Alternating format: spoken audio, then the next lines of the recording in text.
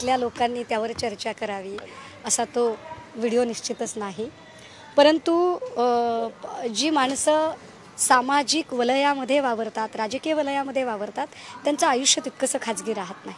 त्यामुळे त्या प्रत्येक व्यक्तीबद्दल त्याने काय बोलले, काय वागले याचे जनमानसावर पडसाद पडत असतात। तेही आणि हा व्हिडिओ अशा एका व्यक्तीचा ज्या व्यक्तीने गेली अनेक वर्ष अनेकांना हैराण करत, बेछूट आरोप करत त्यांचं राजकीय वस्त्रहरण केलं, त्याच्याच वस्त्रहरणाची सीडी बाहेर यावी हे निश्चितपणे वाईट आहे। आणि परंतु ती सीडी कशाची, ती कन्सेंटने आहे, विदाऊट कन्सेंट आहे, काय आहे याची माहिती घेण्याचा आम्ही जेव्हा प्रयत्न केला तेव्हा ती माहिती जी माझ्याकडे येते त्याच्यामध्ये जवळपास 40 महिलांचं शोषण केल्याचा तक्रारी आणि आरोप आहे त्याच्यामध्ये। आणि यामध्ये कितीतरी महिलांनी प्रत्यक्ष देवेंद्रजी यांच्याकडे न्याय मागितला का, तक्रार अर्ज दाखल केलेत का याची सुद्धा माहिती घेण्याचा प्रयत्न आहे। परंतु अजून ती नीटशी माहिती, कारण गृहमंत्री म्हणून देवेंद्रजींना पत्र लिहिणे किंवा अर्ज करणे फार स्वाभाविक आहे, तर तशी ती माहिती घेण्याचा प्रयत्न होतोय। तब्बल 3 ते 3.5 तासांच्या 35 व्हिडिओ क्लिप्स आहेत, ज्याचा पेनड्राईव्ह आज मला वाटतंय आमचे विरोधी पक्षनेते अंबादासजी दानवे यांनी सभागृहाकडे सादर करण्याची सुद्धा माहिती दिलेली आहे की हा 35 व्हिडिओ क्लिपचा एकूण पेनड्राईव्ह आहे।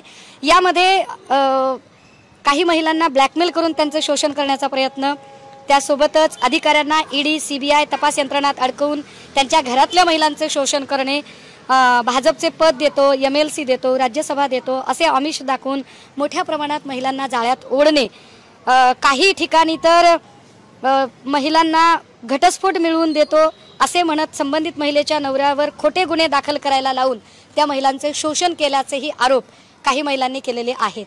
फक्त आता याच्यामध्ये अडचणीचा मुद्दा असा आहे की ज्या या सगळ्या मायमाऊल्या आहेत त्यांची गोपनीयता पाळणे हे अत्यंत गरजेचे आहे। त्यामुळे त्याच्या तपशिलामध्ये मला अजिबात जाता येणार नाही। परंतु मला असं वाटतं की याची सबंध चौकशी ही अधिवेशन चालू आहे, सभागृहात झाली पाहिजे। पण याच्यासोबतच मला एक दुसरी बाजू अशी मांडायची आहे की निश्चितपणे किरीट सोमय्या यांनी जे केलं ते समर्थनीय नाहीच आहे, ते वाईटच आहे।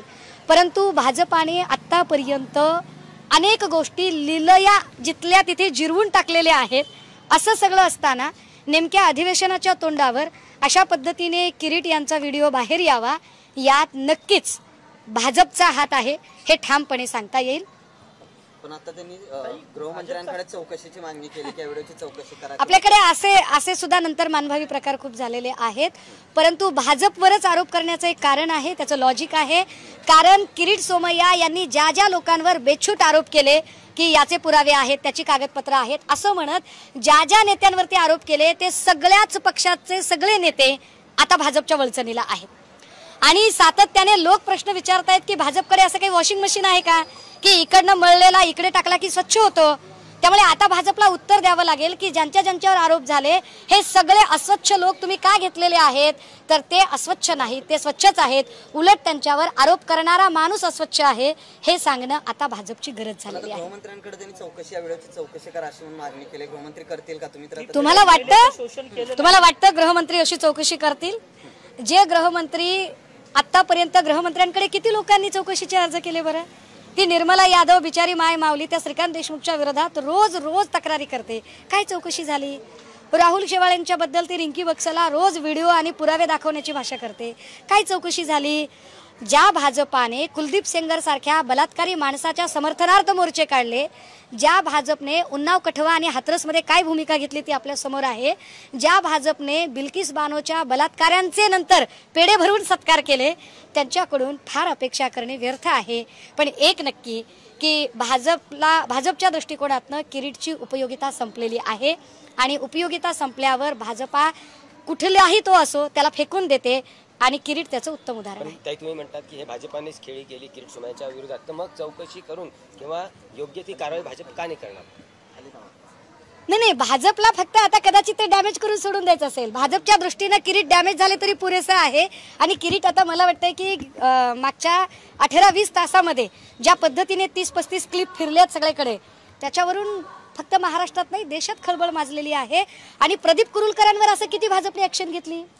प्रदीप कुरुलकरांच्या बद्दल इतके महत्त्वाचे डॉक्युमेंट प्रदीप कुरुलकरने बाहेर पाठवले असतील का, काय झालं असेल, त्या कुरुलकरला काहीतरी शिक्षा व्हायला अपेक्षित होतं. पण कुरुलकरबद्दल ज्या पद्धतीने भाजपने मौन बाळगलं, कशावरून भाजप आता किरीटच्या बद्दल करेल? कारण वरवर मुलामा असा देतील की आम्ही किरीटच्या सोबत आहोत, परंतु भाजपच्या परमिशन शिवाय हे व्हिडिओ बाहेर येऊ शकत नाहीत, हे तितकंच खरं. खरं तर आता कठोर चौकशी याबाबतची केली जाईल, तुम्हाला काय वाटतं, काय समोर येईल खरं? देवेंद्रजी जे म्हणतात ते खरंच करतात का हो? कारण हेच देवेंद्रजी आहे जे सातत्याने म्हणत होते आपत धर्म नाही, शाश्वत धर्म नाही, राष्ट्रवादीशी युती नाही नाही नाही म्हणजे नाही. त्यांनी एकदा सोडून दोनदा युती केली. त्यामुळे बोले तैसा चाले त्याची वंदावी पाऊले, बोले तैसा अजिबात न चाले त्यासी देवेंद्र म्हणावे. नितेश राणेंनी याच्यावर एक प्रतिक्रिया देताना म्हटले की एक जाएगा तो अपने धंदे में सब जाएंगे, हे त्यांनी स्वतः चित्रपटातला एक डायलॉग वापरला.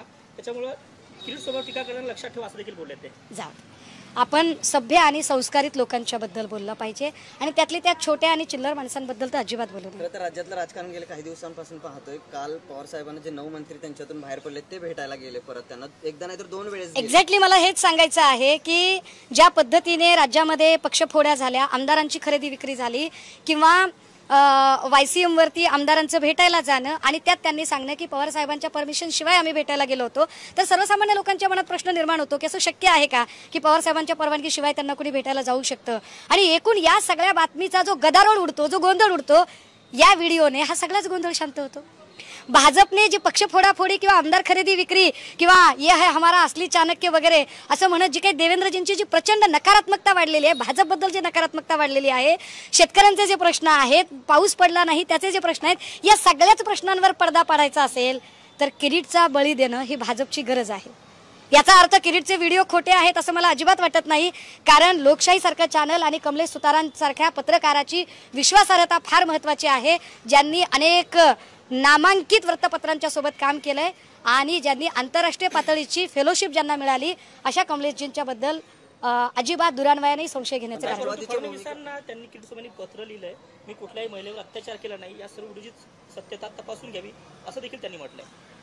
अदालत भी तुम्हारी और पुलिस भी तुम्हारी, जजमेंट भी तुम्हारा और कमिटी भी तुम्हारी, असा सगळा प्रकार झालाय की काय असं वाटायला लागतं. कारण अनिक्षा जयसिंघानीच्या प्रकरणात सुद्धा स्वतःच्या पत्नीची चौकशी चालू असताना नैतिकता म्हणून तरी देवेंद्रजींनी राजीनामा देणं अपेक्षित होतं. देवेंद्रजीच गृहमंत्री असताना देवेंद्रजींच्या पत्नीच्या बद्दल निष्पक्ष चौकशी होईल का, हा प्रश्न आम्ही तेव्हाही विचारला होता आणि आताही प्रश्न विचारतोय की ज्यांच्या पक्षाच्या एका सन्मान्य सदस्याबद्दल ही चर्चा चालू आहे, तेव्हा त्याच पक्षाच्या गृहमंत्र्याकडून खरंच निष्पक्ष चौकशी होईल का, हा खरा ऐरणीचा मुद्दा आहे. तर मित्रांनो, जर तुम्हाला आमचा व्हिडिओ आवडला असेल तर आमचं चॅनल सबस्क्राईब करा, लाईक करा, शेअर करा आणि बाजूला असलेला बेल आयकॉनवरती प्रेस करा, जेणेकरून तुम्हाला आमच्या चॅनल्सच्या सगळ्या अपडेट्स प्राप्त होतील.